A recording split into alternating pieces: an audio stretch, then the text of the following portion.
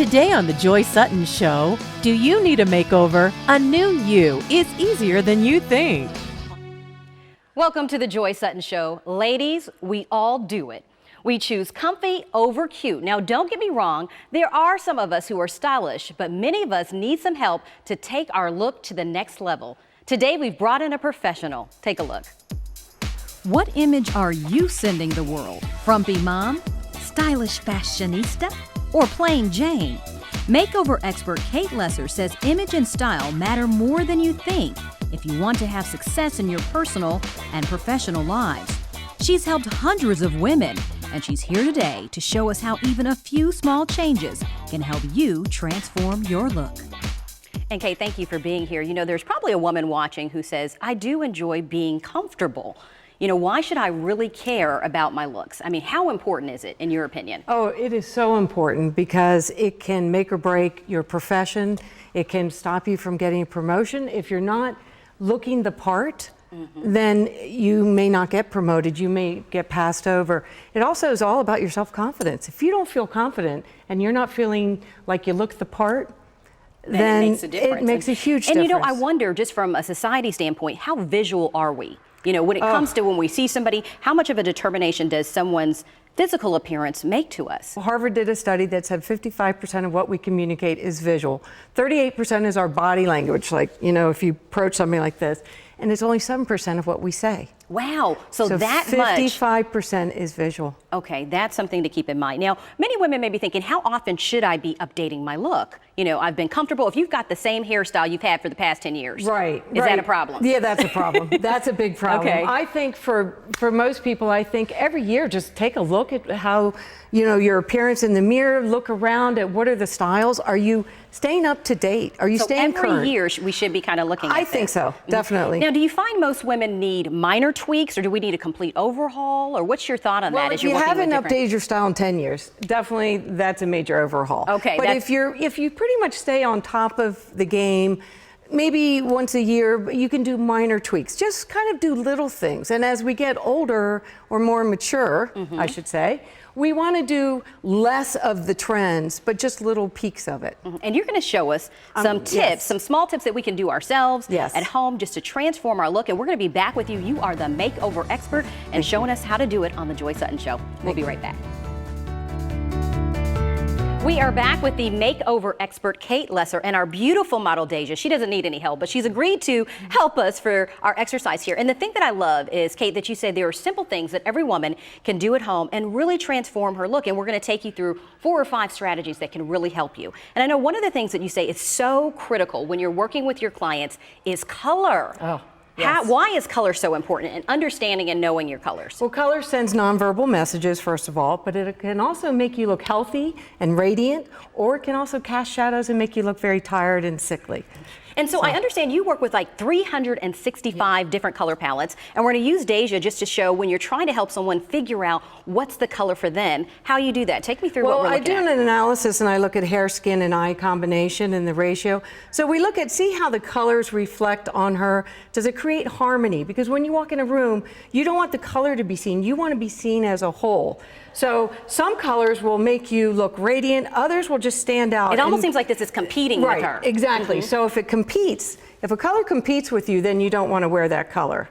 So we're looking at, so you see how this doesn't have as much dynamic as her coloring, so this would not be her best because it's just too soft and warm. And then we have this grouping, which seems to that's really perfect. It almost out. like, Yeah, see, so now she comes into focus and not the color, and that's it's just the most important. the variations of each color that work best for her, which is really interesting. And I wonder about color, because you see people who wear yellows or reds, and what do different colors mean? The psychology of color is so much fun. I love that, yeah.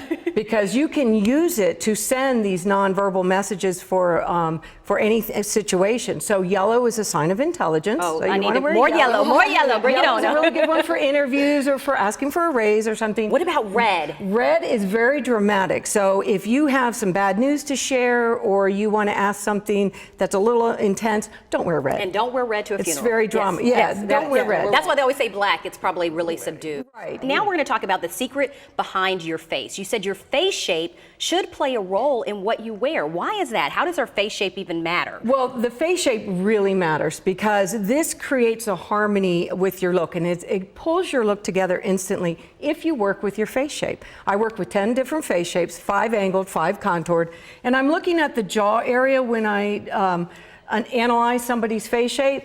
And one of the easy ways, and this is something you can do at home if you have 2 patterns, take a curved pattern like this. So if we look at this, Joy, don't you see there's more harmony here than if we look at this? Similar to the colors, it stands out away from her. So she's more of a circular shape? She's more shape? of the curved, Okay. yeah. So there's no definitive angle here. So she's more curved. Okay. So we would want to repeat the curves throughout our... So everything she wears should be more curved, right. Okay, and you've brought some examples to show with that. Yeah, let me show you just with color. Just don't look at the color of this, but you look what happens if we put stripes on. It's not as pretty, doesn't have the harmony.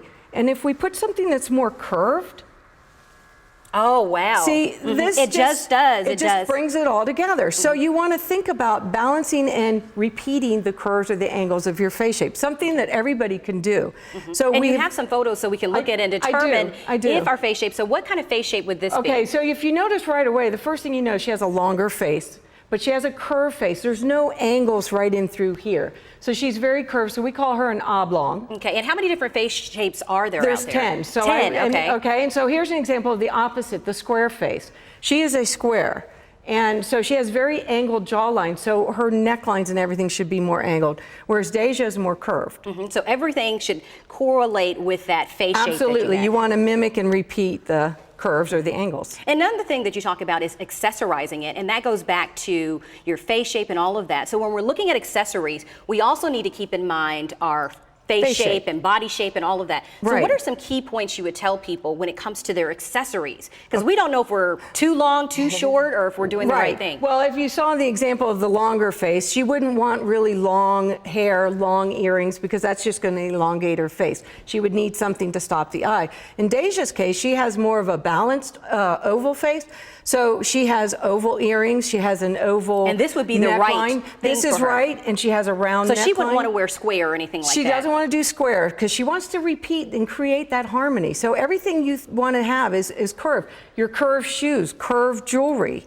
All of that kind of makes a All of that goes difference. into it, yes. And what about purses? That's a big thing. You know, we have an example of a purse up here, but how should your purse go in connection to your body? Okay, so that would be in proportion. First, you would want curved details on your purse. So this would be good because it has like the little Right. circles on it. Right, Okay. so that has the curves. So you want to stay following with your face shape, but you also want to think about your body. Where do you go in, where do you go out? If you're more upper body dominant, you don't want to be carrying a short little purse like that right under the arm because that creates more width.